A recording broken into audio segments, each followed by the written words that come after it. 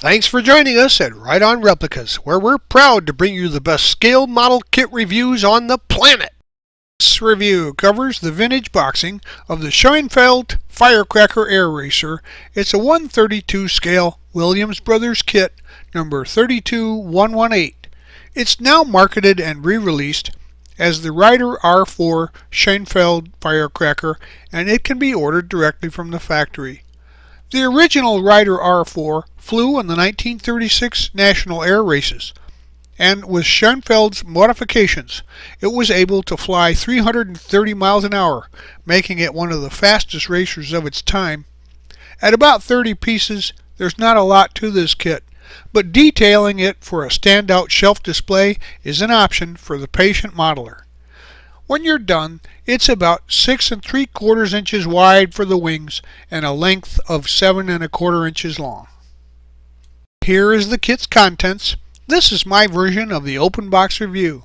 I opened the box and there are all the parts. We'll be using basically some Model Masters liquid cement for most construction, occasionally some super glue for strength. And it comes with some really nice looking decals. They're very colorful and they're a pretty good replication of the originals, and you may want to consider using some of the aftermarket setting solutions to make sure that they conform to the body and stick well though. The first thing we'll do is make sure that there's no greases or oils left on the surfaces by giving it a rinse and a wash in some mild soap detergent and warm water. Then let them air dry. To display this model with the landing gear down for a shelf display, you'll need to cut out the wheel wells and just use the back of a hobby knife blade to scribe until those wheel wells fall out, and then finish them off with some rat tail files and some hobby knives edges to make sure that they get a good clean look. After that task was done, I dipped the canopy in some of the Future floor polish. It's Pledge floor polish, and it comes in various names over the years, but it's all the same stuff, and it works very well to give your canopy a nice crisp, clean look. The cockpit and the undercarriage are a bare aluminum, and so I used some Alclad paints for this. I first applied some Alclad gloss black, and after that dries, you apply your top coat. For this case, I just used the Alclad chrome. Some light coats work best for this. The wings on the plane were made of wood, and it can actually be seen, on the floor of the cockpit if you look in there, and in the gear wells. So I used some Tester's enamel wood paint for this coloring with some streaking to give it a wood grain look. Inside the fuselage, I painted the throttle quadrant semi-gloss black and the knobs with some blue and red. I also painted the throttle control stick grip with some wood coloration to make it look like an authentic wood handle. Next, I glued the wing halves together with some liquid cement, and they were held together using several clamps from the old clothespin clamp overnight. The decal for the instrument panel is actually a sticker. You just peel it off and stick it on. And it's pretty sparse, but it gives you a visual representation of the cockpit's instrument gauges. Glue the control stick into the wing using some thick gel super glue to give it a couple of seconds in order to place it. Now look for the gluing points, and always remember that you need to scrape off any paint or chrome from parts in order for them to stick properly. And then glue the cockpit into the left fuselage half, and then the cockpit pieces are also they include the rear bulkhead, the seat bottom, the rudder pedals, and the instrument panel. Next, you can glue the fuselage halves together and put some clamps wherever it appears there's a gap or the parts don't want to form naturally together to keep those closed up while she dries. Grab the cowling pieces out of the kit, and the part on the right is the 1938 cowling, and on the left is the 39 cowling. Now I'm building the 38 Firecracker, so that's the one I'll use. Paint the inside of the cowling with some bright aluminum paint. Here are the components for the engine. It's pretty simplified, but there's not much to see when the model's complete anyway. I sprayed the engine and the crankcase with some medium gray. I used a fine brush to paint the cylinder with some acrylic flat black, and then I glued the crankcase on with some liquid cement. Now to weather the engine, I used some water paint, and I used a watered down black in this case. You just wash some on, let it dry, and wipe off any excess with a Q-tip. The seams on the wings edges and the fuselage were pretty uneven. There were some gaps and some high-low spots, so I filled them with some squadron putty and allowed that to dry. I then glued the canopy onto the fuselage with a little bit of that crystal clear glue from Micro Products. Masking this canopy is pretty simple, but don't dry it until, of course, the future has dried thoroughly overnight.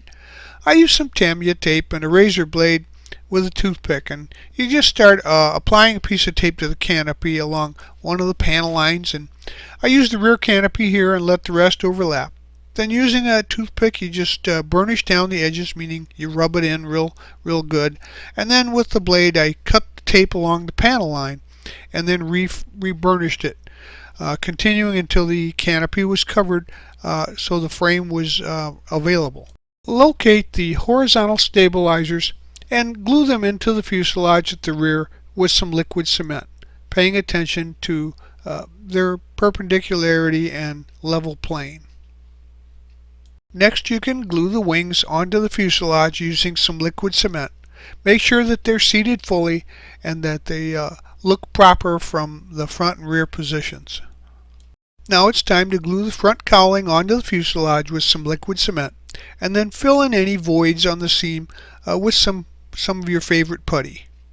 The depressions on top of the fuselage that are meant to represent the air cooler looked a little uneven for my taste, and they didn't really line up left to right, so I ended up filling those with some putty as well.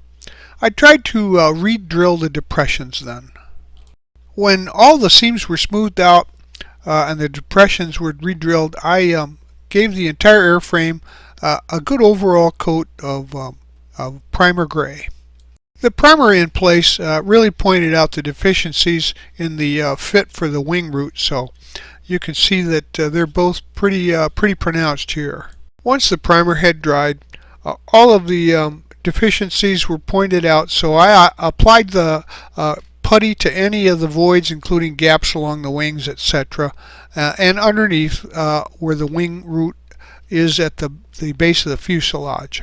Next, I glued the pivot tube into the wing with some super glue, and then I filled in the hole there, the void, with some putty as well. After the primer had dried, I also realized that the depressions for the oil cooler were pretty bad, so I ended up filling those again, repriming, and then applying some decals from Archer Fine Transfers to represent the oil cooler depressions.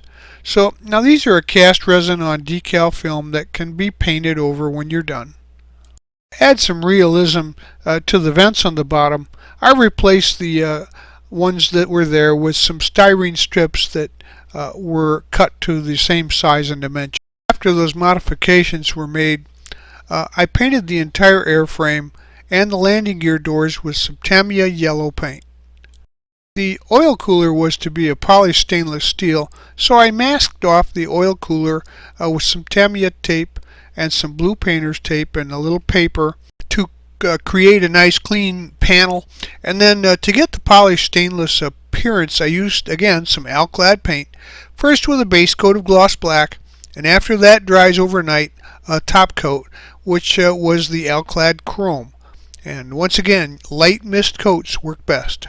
Now we can decal the model, and some of the larger decals and the ones that go around any of the curves can really benefit from some of the setting solution products that you find on the aftermarket. Use plenty of water to place the decal into position, and then use some of the setting solutions to soften them up and get them to conform to the contours. Now once you're done, let those dry overnight, and then give the entire airframe a coat of clear to seal the decals in. Next, I painted the pivot tube with some aluminum color. Next, remove these undercarriage components from the trees so we can start working with those.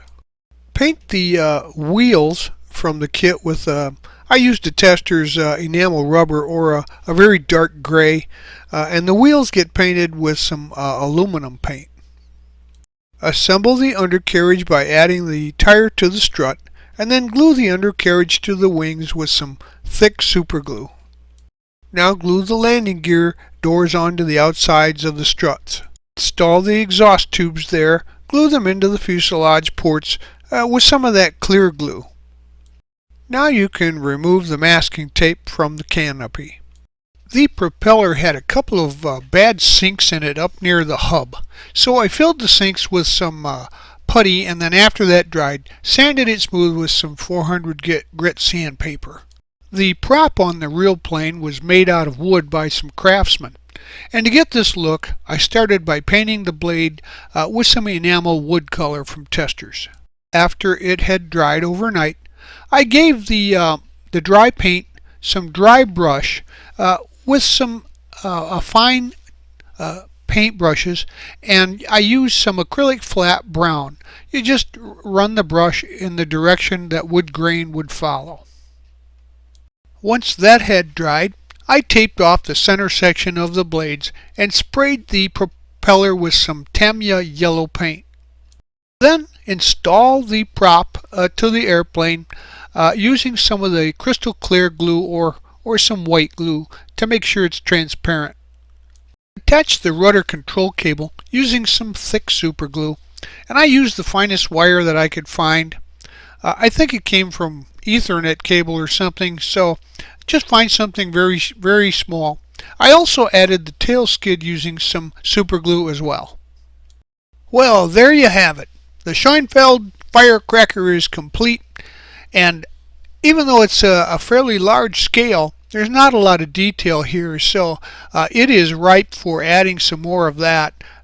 You could, for example, open up the cowl and provide a detailed engine, but it's a stunner in its bright yellow paint, and it was an innovative airplane at the time.